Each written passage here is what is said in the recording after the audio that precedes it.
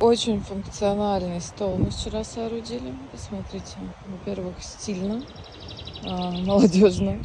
Во-вторых, вот здесь есть полочка для того, чтобы от дождя спрятать какие-то мелочи, когда мы разбегаемся.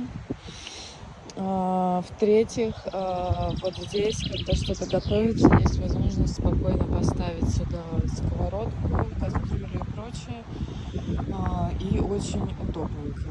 Еще здесь есть вот такие ячейки, как в хостеле, знаете, каждый может утром какую-то ячейку себе бронировать и здесь хранить какую-то свою мелочевку.